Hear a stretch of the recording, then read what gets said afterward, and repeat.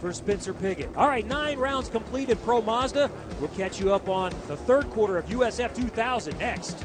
Wins the race, his first in USF 2000, dominating at Lucas Oil Raceway the night before. Latorre won the pole. He came home in 6th position. On to round number 8 after a 2-month hiatus. And this is on the streets of Toronto, the Allied Building Products Grand Prix of Toronto. Now, yesterday, we had significant weather issues, and that has truncated today's schedule. So it's a 25-minute timed race, and they will race twice on this Sunday. Florian Latorre won the pole for the 2nd consecutive race, his 3rd straight weekend, the 4th overall this season. R.C. Enerson, the points leader, starts on the front row. Jake Edson, Henrik Furuseth in row number 2, and keep an eye on 14-year-old Colton Herta on the inside of row number 3. At the bottom, you've seen the entire field. This is a rolling start, and we are green, starting on the wet again today. Overnight rain, Anders, has made this track a little bit more difficult. Yet another race with tricky conditions here. As we see, all these guys are on wet tires right now, and the majority of the track is wet. Maintain the advantage. Battling back there for the 2nd position, though, we see Jake Edson getting through to seconds. Great job from Jake there. Made a move on the championship leader, R.C. Enerson, around the outside of turn 3. And that is going from Toronto with Anders Krohn. I'm Kevin Lee. Lap number 5, getting set to restart in just a moment with pole sitter Florian Latorre in front, and it's Jake Edson, R.C. Enerson, he's the points leader, Henrik Furuseth, Colton Herta, and Daniel Burkett. As we can see, the track has started to dry up here with the green flag now being thrown. A lot less water on the track than when we ended, and this could provide quite a bit more grip. Latorre will get the jump into the first corner. As we see Daniel Burkett looking for the inside there in turn 1. That does not usually work out over that wet concrete patch. Still a lot of moisture and some challenging issues with visibility, but not that bad. We've definitely seen worse this season. This has been one of the wettest seasons we've seen with IndyCar and the Mazda Road to Indy in quite a while. It really has. St. Pete and the Grand Prix of Indianapolis in the 2nd races of both of those. 3rd at Barber, and Latorre, the leader we see there in the 10 car. He's won the 4 poles this year and also finished 2nd a couple of times. Look at the pressure Jake's putting on Florian right now. Florian just needs to keep his eyes forward. He needs to keep his focus up because Jake is clearly quicker right now, and now it's just a matter of limiting mistakes with Florian. Tremendous amount of pressure here from Jake. And that's the key to the pressure. Not only do you look for passing opportunities, but the more pressure you put, the greater a chance of mistake. And now he's taking that opportunity to go side by side. And Jake was very, very smart there. He showed himself, but knew he wasn't going to make that pass on the outside into turn 3. So he's going to look for another opportunity there. But just like you touch upon, it's all about the pressure. It's all about mentally being the better man. And Jake is certainly showing that right now. And Florian has got to be extremely stressed under that helmet right now. Edson is still chasing Latorre. The 2 teammates have been battling, and as you see, not much time left. So this is really a sprint race. Shortened because of the inclement weather this weekend and how much they're trying to pack into this race day.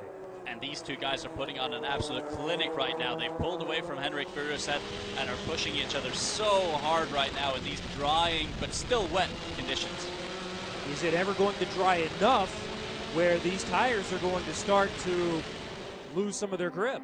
I think the tires will slowly but surely start losing their grip, but overall the Cooper tires are very, very good tires, and they do keep their grip. Just like we saw at the Indianapolis Motor Speedway earlier this year, they will hold up even under completely dry conditions. And you can't even consider coming in. Situation right there, that is so easy to get T-boned by someone there, so he can consider himself lucky.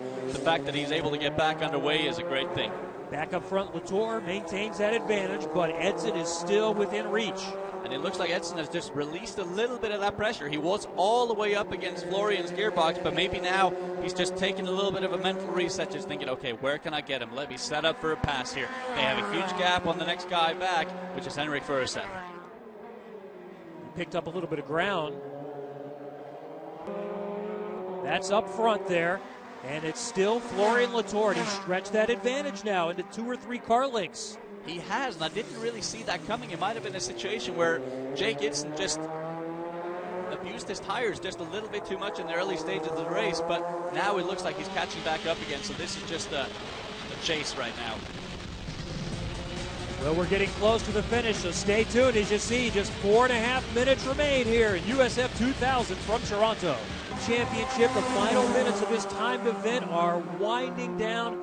Florian Latorre won the pole. He has been trying to hold off his teammate Jake Edson for the entire race, but Edson has always been within reach, and now, after falling back 3 or 4 car lengths, is back with under 1 car length of the disadvantage.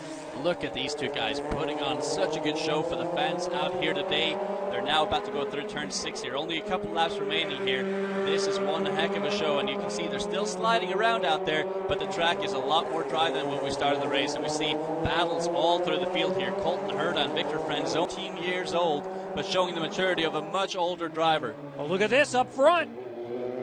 Edson on the outside in the 2 car. These are teammates. Latorre in front in the 10. Latorre hangs on. And you can see they are treating each other with respect, but not more than they have to. Again, we don't ever want to see a teammate take each other out, but at the same time, they are your toughest opponent and your toughest competitor, and they are pushing each other so hard right now. Latorre, they're squeezing Edson in towards the wall in turn 1. And neither has won this season. And this would be a groundbreaking victory for either of them right now, so they're going to be pushing each other all the way to the checkered flag. Edson recently turned 20. Latorre is still a teenager, 18 years old, from France. And Latorre made the trek over to the U.S. last year for the very first time through the USF 2000 Championship. This year moved up to Cape Motorsports, and he's been doing a great job ever since. He's ready to pounce. Back in the pack, Furisev. It looks like he's got some damage there. That car is crawling all over the track. He was lucky not to get hit by Burkett there, but he is slowing down. I wonder if that's because of the damage he sustained earlier in the race by hitting the wall in turn 11. We're staying green. Inside of 2 minutes. No white flag this time, so 2 laps to go.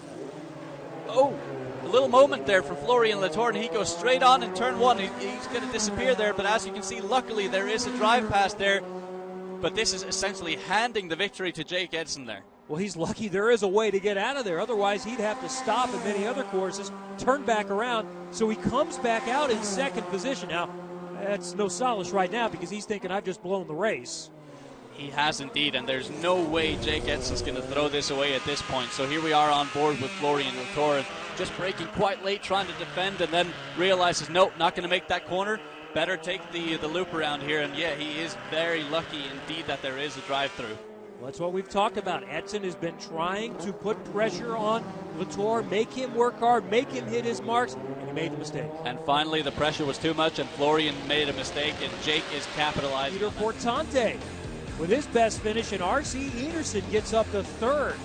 Important for him, and also our Tilton Hard Charger Award goes to Juan Maldonado, improved 8 spots from 21st to 13th. Entertaining racing at Toronto, and let's hear from the winner. I knew I was just as fast as Florian, and there's a few times I got a pretty good run on him going into the braking zone here. Great move for him. And there was another race on Sunday in Toronto, and this time Florian Latorre got it done to get his first win to a clean sweep of the day for Cape Motorsports with Wayne Taylor Racing. Here are the results for race number 2. And Jake Edson, 2nd. So a 1st and a 2nd, and Aaron Tielitz also on the podium. Great job also from Victor Franzoni and Clark Topi with top 5 finishes, whereas R.C. Enerson with gearbox issues had to retire from the race and loses very valuable points in the championship. So a great weekend for Cape Motorsports. Wayne Taylor Racing, Florian Latorre, and Jake Edson swapped the top spots on the podium throughout the weekend. And here's how the championship looks now. Latorre now is in front. His teammate Edson is 2nd, and R.C. Enerson falls to 3rd. What a huge drop for R.C. Enerson.